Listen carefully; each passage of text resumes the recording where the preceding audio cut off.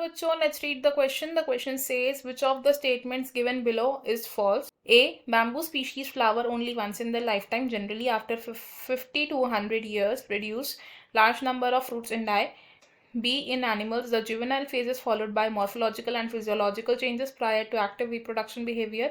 C. The reproductive phase is of same duration in all organisms. D. Juvenile phase is the period of growth between the birth of an individual till it reaches reproductive maturity. E. In plants, juvenile phase is also called vegetative phase. Question में हमें कुछ statements दी हुई हैं, हमें इनमें से एक incorrect statement यानी कि फॉल्स स्टेटमेंट को चूज करना है. फर्स्ट स्टेटमेंट में कहा गया है कि बैम्बू की स्पीशीज अपनी लाइफ स्पैन में सिर्फ एक ही बारी फ्लावरिंग शो करती है और ये जनरली होता है 50 to 100 ईयर्स के बाद, एंड फ्रूट्स प्रोड्यूस करने के बाद इनकी डेथ हो जाती है. सेकंड स्टेटमेंट में कहा गया है कि एनिमल्स में जो जुवेनाइल फेज होता है उसमें मॉर्फोलॉजिकल एंड फिजियोलॉजिकल चेंजेस आते हैं एक्टिव रिप्रोडक्शन से पहले. एंड सी स्टेटमेंट में कहा गया है रिप्रोडक्टिव फेज सभी ऑर्गेनिज्म में सेम ड्यूरेशन का होता है. डी स्टेटमेंट में कहा गया है जुवेनाइल फेज होता है एक time period between the birth of an individual till the reproductive maturity. And last statement में कहा गया कि प्लांट्स में जुवेनाइल फेज को वेजिटेटिव फेज भी कहा जाता है. इस क्वेश्चन में हमारा जो की कॉन्सेप्ट यूज हो रहा है that will be life span. Key concept is life span. Life span को हम कैसे डिस्क्राइब करते हैं? लाइफ स्पैन होता है the total time duration between the birth and the natural death of an organism. तो इसे हम क्या लिखेंगे? It is the total time duration between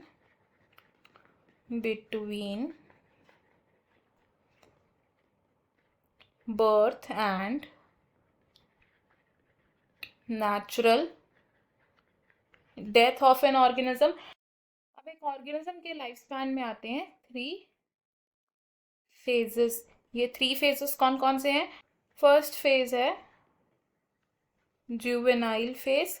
juvenile phase को हम प्लांट्स में वेजिटेटिव फेज के नाम से भी जानते हैं. सेकेंड फेज होता है reproductive phase and third phase होता है सेनेसेंस फेज. तो जुवेनाइल फेज की अगर बात करें तो एनिमल्स में एनिमल्स ये जो जुवेनाइल फेज होता है इसके बाद क्या होता है? एक ऑर्गेनिज्म की बॉडी में बहुत सारे चेंजेस आते हैं मॉर्फोलॉजिकली एंड फिजियोलॉजिकली ताकि वो एक्टिव रिप्रोडक्शन के लिए रेडी हो जाए. Changes in organisms body. Next अगर बात करें रिप्रोडक्टिव फेज की,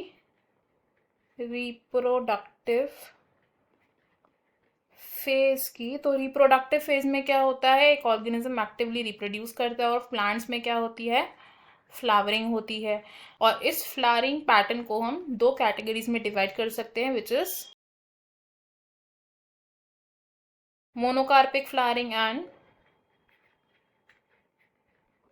पॉलीकार्पिक फ्लावरिंग. मोनोकार्पिक फ्लावर्स वो होते हैं या मोनोकार्पिक प्लांट्स वो होते हैं जो अपनी लाइफ टाइम में सिर्फ एक ही बारी फ्लावर करते हैं. एंड पॉलीकार्पिक प्लांट्स लाइफ में एक से ज़्यादा बार फ्लावर करते हैं. एग्जाम्पल्स की बात करें तो मोनोकार्पिक प्लांट्स का एक एग्जाम्पल हो सकता है बैम्बू, एंड पॉलीकार्पिक प्लांट्स का एक एग्जाम्पल हो सकता है मैंगो. जो बैम्बू स्पीशीज होती हैं वो 50 to 100 ईयर्स के बाद फ्लावरिंग शो करती है एंड फ्रूट्स प्रोड्यूस करने के बाद इनकी डेथ हो जाती है.